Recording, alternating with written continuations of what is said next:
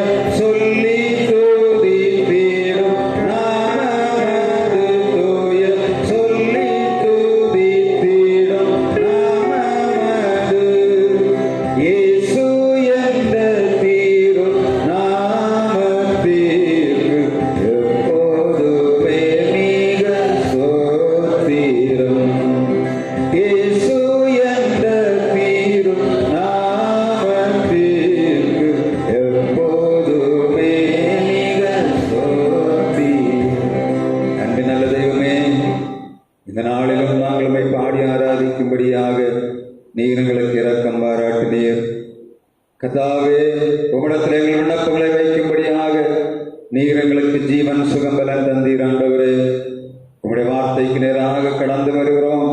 உம்முடைய வார்த்தை ஆவியானது, உம்முடைய வார்த்தை ஜீவனானது. அது வெளிப்படும்படியாக ஜெபிக்கிறோம். உம்முடைய வார்த்தை எப்படி விதைக்க வேண்டுமோ அதை ஆவியானவரே விதைப்பீராக. உம்முடைய சித்தம் மாத்திரம் நிறைவேறும்படியாக எங்களை தாழ்த்தி ஒப்புக் கொடுக்கிறோம். இறைமைந்தன் இயேசு கிறிஸ்து நாமத்தில் ஜெபிக்கிறோம் எங்கள் ஜீவனுள்ள நல்ல பிதாவே, ஆமென். நம்மவரெல்லாம் நம்முடைய பிதாவாகிய தேவனாலும் குமாரனாய் இயேசு கிறிஸ்துவினாலும் பரிசுத்த ஆவியினாலும் உங்களுக்கு கிருபையும் சமாதானமும் உண்டாவதாக.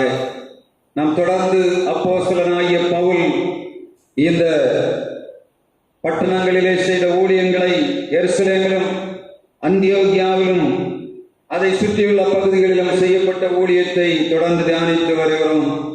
ஆண்டவர் தம்முடைய பிள்ளையாகிய சீடர்களை கொண்டு செய்த ஊழியத்தின் மூலமாக திருச்சபை வளர்ந்து பெருகினது.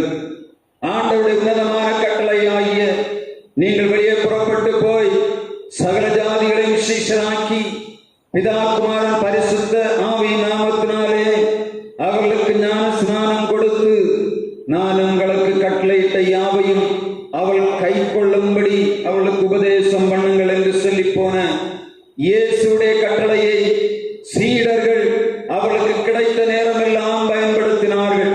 இந்த 17ஆம் அதிகாரத்திலே பவுல் அப்போஸ்தலன் செய்த ஊழியத்தை மிக தெளிவாக 3 பகுதிகளாக பிரித்து அங்கே எழுதப்பட்டிருக்கிறது. பவுல் அப்போஸ்தலன் தெசலோனிக்கேய சபையிலும், பவுல் அப்போஸ்தலன் பெரேயாவிலும், பவுல் அப்போஸ்தலன் ஏதென்ஸ் என்று சொல்லக்கூடிய அத்தேனே பட்டணத்திலும் செய்யப்பட்ட ஊழியத்தை இந்த 17ஆம் அதிகாரம் எடுத்து இயம்புகிறது. முதலாவதாக நாம் பார்த்தோம், இந்த 16ஆம் அதிகாரத்திலே இந்த பவுலும் சீலாவும் சிறைச்சாலைக்குள்ளே வைக்கப்பட்டு அவர்கள் அந்த சிறைச்சாலை தலைவனுடைய குடும்பத்தை ஞானஸ்நானத்துக்கு உட்படுத்தி அங்கிருந்து சீடர்களாலே வழிவிட்டு அனுப்பப்படுகிறார்கள். அப்போஸ்தலர் 17ஆம் அதிகாரம் 1ஆம் வசனம் சொல்ல வாசிக்கலாம். அவர்கள் அம்பிபோலி பட்டணத்தையும் மக்கதோனியா பட்டணத்தையும் கடந்து தெசலோனிக்கே பட்டணத்துக்கு வந்தார்கள். அம்பிபோலி பட்டணத்தையும் அப்போலோனியா பட்டணத்தையும் கடந்து தெசலோனிக்கே பட்டணத்துக்கு வந்தார்கள். அங்கே யூதருக்கு ஒரு ஜெபாலயம் இருந்தது. பவுல் அப்போஸ்தலன் எங்கே போனாலும் வாய்ப்புகளை சரியாக பயன்படுத்துகிற மனிதனாக இருந்தார். அப்ப அப்படிதானே? எந்த அதிகாரத்தில் நீங்க பார்த்தாலும் சரி, பவுலுடைய எண்ணம் எல்லாம் எதை பயன்படுத்தியாவது சுவிசேஷத்தை விதைத்து விட வேண்டும், இயேசுடைய கட்டளையை நிறைவேற்றி விட வேண்டும் என்று தீவிரம் உள்ளவனாக காணப்பட்டார். இப்பொழுது இங்கே வருகிறான். அங்கே யூதருக்கு ஒரு ஆலயம், சினகா காணப்படுகிறது. அந்த சினகாக்கிலே பவுல் வருகிறார். வந்து என்ன செய்வது யோசிக்கிறார். யோசித்து விட்டு அந்த தேவாலயத்துக்குள்ளே போய் அவன் உபதேசம் பண்ணும்படியாக கட்டளையை பெற்றுக்கொண்டு, அனுமதியை பெற்றுக்கொண்டு 3 வாரம் அளவும் அங்கே ஆண்டவருடைய சுவிசேஷத்தை அறிவித்துக் கொண்டிருந்தான். இந்த நேரத்தில் அவனை ஏற்றுக்கொண்ட யாசோன் என்று சொல்லக்கூடியவன், அதை போல சீடர்கள் அநேகர் அவனுடைய வார்த்தையை கேட்டுக்கொண்டார்கள். யூதர்கள் எல்லாரும் அவனை ஏற்றுக்கொண்டபடியினாலே, இயேசுடைய சுவிசேஷத்தை ஏற்றுக்கொண்டபடியினாலே இங்கே ஒரு குற்றச்சாட்டு வருகிறது. எங்கெல்லாம் நான் சொன்ன போல எங்கெல்லாம் சுவிசேஷம் விதைக்கப்படுகிறதோ அங்கெல்லாம் எதிர்ப்பு உடனடியாக கிளம்புகிறதை நாம் பார்க்க முடியும். எதிர்ப்பு கிளம்பாவிட்டா சுவிசேஷம் வேலை செய்யவில்லை என்று அர்த்தம்.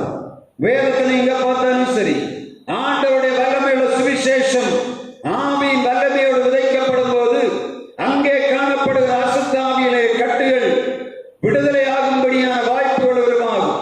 இந்த அசுத்தாவி பிடித்த ஜனங்கள் என்ன பண்ணுவார்கள்? சுவிசேஷத்துக்கு எப்பொழுது எதிர்த்து நிற்பார்கள்.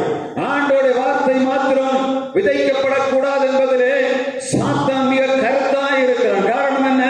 சுவிசேஷம் எங்கெல்லாம் விதைக்கப்படுமோ அங்கே ஜனங்கள் வெளிச்சத்தை காண்பார்கள். சுவிசேஷம் எங்கெல்லாம் விதைக்கப்படுகிறதோ அங்கெல்லாம் ஜனங்கள் நோய்களிலிருந்து விடுதலை ஆவார்கள். சுவிசேஷம் எங்கெல்லாம் விதைக்கப்படுகிறதோ ஜனங்களுக்குள்ளே பிரச்சனைகள் மாறி போகும் என்பது சாத்தானுக்கு மிக தெளிவாக தெரியும். எனவே செய்வதென்ன? அவன் நேரடியாக ஒன்றும் பண்ண மாட்டான். என்ன பண்ணுவான்? அங்கு யாரடியாவது போய் புகுந்து விடுவான். புகுந்து விட்டு அங்கிருந்து கிரியை செய்ய ஆரம்பிப்பான். யாரை கொண்டு திருச்சபையை அவன் சீர்குலைக்க வேண்டும் என்று அவனுக்கு தெரியும். எப்படின்னா, எதிரடியாக பேசிக் கொண்டிருக்கிறவனுக்குள்ள என்ன பண்ணுவான்? முதலாவது உள்ளப்போ. ஏன்னா அவனுக்கு ஏற்ற ஆள் யாரு? திருச்சபை வளரக்கூடாது, திருச்சபை ஜனங்கள் விடுதலை பெற்று விடக்கூடாது, சுவிசேஷத்தின் ஒளி தேசத்திலே பரந்து விடக்கூடாது என்று சொன்னான். எதிர்க்கிற ஒரு மனிதனை அவன் கையில் எடுத்து விடுவான். எடுத்து விட்டு அதற்கப்புறமாகத்தான் என்ன பண்ணுவான்? அதற்கு எதிராக கிரியை செய்ய ஆரம்பி. இப்பொழுது இந்த தெசலோனிக்க பட்டணத்திலே யாசோன் என்று சொல்லக்கூடிய ஒரு மனிதன் இந்த சுவிசேஷத்தை ஏற்றுக்கொண்டு அவன் வாய்ப்புகளை உருவாக்குவதை காண்கிறான். இந்த ஜனங்கள் பார்க்கிறார்கள், யூதர்கள், தெசலோனிக்க பட்டணத்தில் உள்ள யூதர்கள் பார்க்கிறார்கள், இந்த சுவிசேஷம் விதைக்கப்படும் என்று சொன்னால் யூதர்களுடைய எண்ணிக்கை குறைந்துவிடும், கிறிஸ்தவர்கள் நிரம்பி விடுவார்கள் என்று தெரிந்தபடியினாலே ஜனங்களை தூண்டிவிட்டு இங்கே குழப்பத்தை உருவாக்குகிறதை நாம் பார்க்க முடியும். என்ன குழப்பம்? இந்த யாசோனுடைய வீட்டை சூழ்ந்து கொண்டார்கள். இந்த பவுலையும் சீலாவை தீமோத்தேயும் தேடி வந்தவர்கள் இந்த நேரத்தில் அவனை காணாதபடியினாலே யாசோனுடைய வீட்டை வளைந்து கொள்ளுகிறார்கள். 3 வாரம் சுவிசேஷம் முடித்தவுடனே பவுலும் சீலாவும் தீமோத்தேயும் துரத்தப்பட வேண்டிய சூழ்நிலை உருவாகிறது. இந்த நேரத்தில் தான் ஆண்டவர் தம்முடைய கிரியை வெளிப்படுத்தும்படியாக தீர்மானம் உள்ளவராய் தெசலோனிக்க பட்டணத்தை விட்டு அவர்களை இன்னொரு தேசத்துக்கு அனுப்புகிறார். அப்போஸ்தலர் 17ஆம் அதிகாரம் 9ஆம் வசனம் சொல்லுகிறது, யாசோன் இடத்திலே ஜாமீன் வாங்குகிறார். ஜாமீன் என்ன? இனி இவங்க இங்க வந்தா என்ன பண்ணுவோம்? இவர்களை கைது செய்வோம், இல்லாவிட்டால் இனி இவர்கள் வந்தால் இவர்களை நாங்கள் அடிப்போம், உதைப்போம் என்று சொல்லி இருக்கலாம். எனவே யாசோன் மூலமாக, அந்த தேசத்தின் குடிவருவன் மூலமாக ஜாமீன் வாங்குகிறார். எப்படி? இனி அவங்க வந்தா உன்னுடைய உயிருக்கு உத்தரவாதம் இல்லை, அவர்களுக்கு ஈடாக உன்னை நாங்கள் ஏதாவது செய்து விடுவோம் என்று ஜாமீன் வாங்கிவிட்டு அவர்களை விடுதலையாக்கி அனுப்புகிறார்கள். இங்கே பெரோயாவில் வரும்போது அப்போஸ்தலர் 17ஆம் அதிகாரம் 10ஆம் வசனம் சொல்லுகிறது, வாசிங்க.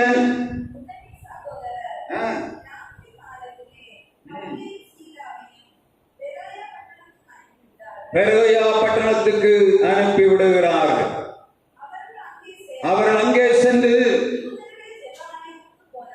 ஜெபாலயத்துக்கு போனார்கள். அங்கேயும் ஜெபாலயத்துக்கு போகிறார்கள். முதலாவது திறக்கப்பட்ட ஆலயம் எங்கே? தெசலோனிக்கே. தெசலோனிக்கே ஆலயத்தில் திறக்கப்பட்ட பின்பாக அவர்கள் இப்பொழுது பெரோயாவிலே யூதருடைய ஜெபாலயத்துக்கு வருகிறார். ரெண்டு திருச்சபை நீங்க ஒண்ணு கொஞ்சம் கம்பேர் பண்ணி பார்த்தீங்கன்னா தெரியும். இந்த பெரோயாவில் அந்த விசுவாசிகள் வேத வசனத்தை அனுதினமும் ஆராய்கிறவர்களாக இருந்தார்கள். கர்த்தருடைய வார்த்தை சொல்லுகிறது, தெசலோனிக்கேயில் காணப்படுகிற பெரோயாவில் காணப்படுகிற யூதர்கள் ஒவ்வொரு நாளும் ஆண்டவருடைய வசனத்தை தியானிக்கிறவர்களாக இருந்தார்கள். அப்போஸ்தலர் 17ஆம் அதிகாரம் 11ஆம் வசனம் சொல்லுகிறது, வாசிக்கலாம். வசனத்தை ஏற்றுக்கொண்டு காரியங்கள் இப்படியா இருக்கிறது என்று தினந்தோறும் வேத வசனங்களை ஆராய்ந்து பார்த்தபடியினாலே தெசலோனிக்கேயில் உள்ளவர்களை காட்டிலும் நற்குணசாலிகளாயிருந்தார்கள். எல்லாரும் சொல்லுகிறாங்க, பிள்ளைகள் நன்றாக வாழ வேண்டும், பிள்ளைகளுடைய குணங்கள் நற்குணங்களாக மாற வேண்டும். இன்றைக்கு பிள்ளைகள் கீழ்ப்படியவில்லை, துன்மார்க்கமாய் நடக்கிறது. காரணம் என்ன? தெசலோனிக்கே சபையில காணப்பட்டது என்ன? சுவிசேஷத்துக்கு எதிர்ப்பு. பெரோயாவில் என்ன நடந்தது? ஒவ்வொரு நாளும் ஆண்டவருடைய வார்த்தையை கேட்டு ஒவ்வொரு காரியங்களை அலசி ஆராய்ந்தார்கள். இவர்களால் சொல்லப்பட்ட வார்த்தைகளை ஒவ்வொரு நாளும் எடுத்து பார்த்து, காரியம் இப்படியா இருக்கிறது, நாங்கள் மனம் திரும்ப வேண்டிய காரியம் இருக்கிறது, எங்கள் வாழ்வு செம்மையாக வேண்டியது இருக்கிறது என்பதை ஒவ்வொரு நாளும் வேத வசனங்களை ஆராய்ந்து ஆராய்ந்து பார்க்கிற கூட்டம் பெரோயா திருச்சபைகளிலே காணப்பட்ட. வசனம் சொல்லுகிறது, அவள் அனுதினமும் ஆண்டவருடைய வார்த்தையை தியானித்து வந்தபடியினாலே அவர்கள் நற்குணசாலிகளாக இருந்தார்கள். குணசாலியான ஸ்திரியை கண்டுபிடிப்பவன் யார்? அவர் விலை முத்துக்களை பார்க்கலாம் சிறந்தது. நீதிமொழிகள் 31ஆம் அதிகாரம் 10ஆம் வசனம் சொல்லுகிறது, குணசாலியான ஸ்திரியை கண்டுபிடிப்பவன் யார்? அவள் விலை முத்துக்களை பார்க்கலாம் விலையேற பெற்றது. எப்பொழுது ஒரு மனிதன் நற்குணசாலியாய், எப்படி ஒரு பெண் நற்குணசாலியாய் மாற முடியும்? அனுதினமும் வேத வசனத்தை ஆராய்கிற பழக்கம் இருக்க வேண்டும். காலையில் எழும்பினவுடனே கிச்சனுக்கு போவதற்கு முன்பாக ஒரு அதிகாரம் வாசித்து ஜெபித்து விட்டு நீங்கள் உங்கள் கிச்சனுக்குள்ள போவீங்கன்னா அன்றைக்கு வாழ்வெல்லாம் சமாதானமாக இருக்கும். இல்லாட்ட காலத்தில் எழும்பினோன்னு பிரச்சனையோடு ஸ்டவ் ஆன் பண்ண பிரச்சனைகள் வருவதை நாம் காண முடியும். குடும்பங்களில் காணக்கூடிய மிகப்பெரிய பிரச்சனை தான். அம்மாமார் காலத்தில் எழுப்பின உடனே முதலாவது ஸ்டவ் தான் ஆன் பண்ண போகிறார். கிறிஸ்தவர்களுக்கு என்ன ஆண்டவர் கொடுத்திருக்கிறார்? அதிகாலையில் என்னை தேடுகிறவர்கள் என்னை கண்டடைவார்கள். அதிகாலையில் என்னை தேடுகிறவர்கள் என்னை கண்டடைவார்கள் என்று வேதம் சொல்ற. 10 நிமிஷமாவது நம்ம எழுப்பி உட்கார்ந்தவன படுக்கையில, ஆண்டவரே இரவு முழுவதும் பாதுகாத்தீரப்பா, கடந்த நாளெல்லாம் எங்களை பாதுகாத்தீர், இந்த காலை பொழுதிலே நாங்கள் உங்களுடைய சமூகத்தில் எழுப்பி இருக்கிறோம், எங்களுக்கு ஜீவனை தந்திருக்கிறீர், இந்த நாளிலே எங்களுக்கு தந்திருக்கிற ஜீவன் சுகந்தரனுக்காக நாங்கள் உமக்கு நன்றி செலுத்துகிறோம் என்று சொல்லி ஒரு அதிகாரத்தை வாசித்து நாம் ஜெபித்து விட்டு எழுப்பி பாருங்க, வாழ்வில் இல்லாத சமாதானம் இருக்கு. ஆண்டவரை சொல்ல, ஆண்டவரே காலையில் எழுந்துமை தேடி இருக்கிறேன், ஆண்டவரே உடைய வார்த்தையின் பிரகாரமே, உடைய வார்த்தையின் பிரகாரமே நீர் எங்களை ஆசீர்வதிக்க வேண்டும், அதிகாலையிலே தேடுகிறவனை கண்டடைவார்கள் என்று சொன்னீரே, எங்களுக்கு ஒன்றும் தெரியல ஆண்டவர், நாங்கள் தேடுகிறோம், எங்கள் வாழ்வில் எல்லாவற்றையும் தர வேண்டும் என்று கேட்கணும். வசனம் சொல்லுகிற சிங்கக்குட்டிகள் தாட்சி அடைந்து பட்டினியாயிருக்கும் கர்த்தரை தேடுகிறவர்களுக்கோ ஒரு நன்மையும் குறைவுபடாது. குறைவில்லாத நன்மை வேண்டும் என்றால் ஆண்டவரை தேட வேண்டும். எப்பொழுது தேடணும்? அதிகாலையில எழுப்பின உடனே ஆண்டவரை தேட வேண்டும். நான் ஒரு நாள் என்னுடைய வீட்டுல உட்கார்ந்து இருக்கும் போது ஒரு புறா, எதிரில் இருக்கிற புறா நிறைய இருந்தது ஒரு மாடியில. அது காலையில் எழுப்பின உடனே நான் அதை போய் அதை பார்த்தேன். அது எழுப்பின உடனே முதலாவது செய்த வேலை என்ன தெரியுமா? என்ன செய்யுது? புறா எழும்பின உடனே பறந்து போகாது. நீங்க எழும்பின உடனே அது முடிச்ச உடனே அப்படி பார்க்கும், பார்த்துட்டு முதல்ல வார்ம் பண்ணும். எப்படி தெரியுமா? இந்த சிறகு அடிக்கும் பாருங்க, அது 200 கிலோமீட்டர் ஸ்பீட்ல அடிக்கும். அந்த சிறகு சுத்துறது நமக்கு தெரியாது, அவ்வளவு வேகமா அந்த தன்னுடைய கை கால்களை அடித்து நல்ல எல்லாம் ரெடி பண்ணிட்டு தான் பறக்கிறதற்கு ஆயத்தமா. நான் அதை பார்த்த பிறகுதான் எனக்கு என்னன்னே தெரியல. ஒரு சின்ன பறவைக்கு அது எழுப்பின உடனே அது கைகளை உயர்த்தி சந்தோஷப்பட்டு, இன்றைக்கு எனக்கு ஆண்டவர் ஆகாரம் தர வேண்டும், இன்றைக்கு இந்த நாளிலே என்னை சுகமாய் பாதுகாத்தாரே, இந்த நாள் நான் பறப்பதற்கு எனக்கு பெற வேண்டும் என்று சொல்லி முழுசா பண்ண ஒரு 5 நிமிஷம் பண்ணிட்டு தான் அது அடுத்த ஸ்டெப் பார்க்கறது, எந்த டைரக்ஷன்ல போகிறது சொல்லி. அதை போலதான் திருச்சபையார் நம்ம பெரியோர் சபையாரை போல காலையில் எழும்பி நம்மை முதலில் ஆயத்தப்படுத்தி நம்முடைய இருதயங்களை சபை பண்ணி ஆண்டோட வார்த்தையாகிய பறக்கக்கூடிய செட்டைகளை எடுத்து உள்ளத்துக்குள்ள தியானித்து விட்டு உங்கள் காரியங்களை செய்து பாருங்க. உங்கள் வாழ்வில் இல்லாத ஆசீர்வாதத்தை ஆண்டவர் தருகிறதை நாம் பார்க்க தைரியமா பேச முடியும். ஆண்டவரே, உங்களுடைய வார்த்தையின் பிரகாரம் அதிகாலையில் தேடி இருக்கிறேன், எனவே எனக்கு நன்மை செய்ய வேண்டும் என்று சொல்லி நாம் கேட்க வேண்டும்.